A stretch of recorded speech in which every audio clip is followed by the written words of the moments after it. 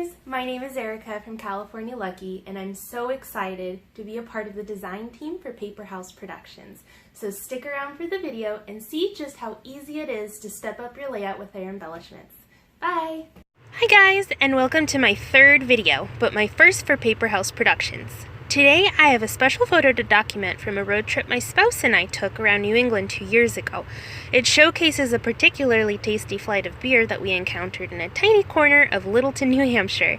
And since it just so happens to be National Beer Day, I knew I had to officially scrap it.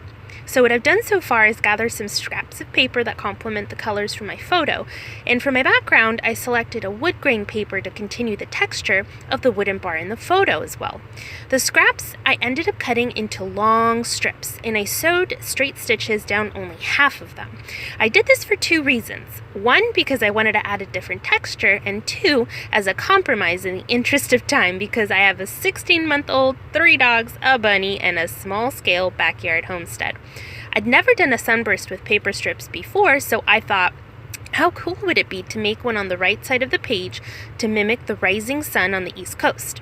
To add contrast, I wanted to add a black border, but I didn't have a scalloped edge punch, and not because I couldn't get one. I just try to live as low waste as possible and make everything if I can. So in this case, I traced the bottom of my glue bottle and used my X-Acto knife to cut out the scalloped border. And ta-da! I tucked it under my sunburst and moved on to backing my photo with a couple of different complementary and contrasting colors. In the meantime, I was trying to think of a funny title in my head, something tongue-in-cheek perhaps, given the large amount of beer we have in front of us. I decided on, let's see if beer on the East Coast tastes the same. It was funny to me because we're from the West Coast, Seattle specifically, and obviously there would be no stark difference between beer from one coast or the other. Since it's going to be a long title, I chose alphas with 3 to 4 color variations. I won't make you watch the whole thing. At this point, I have a sunburst on my right and my extremely long title on the left. I need some more embellishments, but what is this? What are these?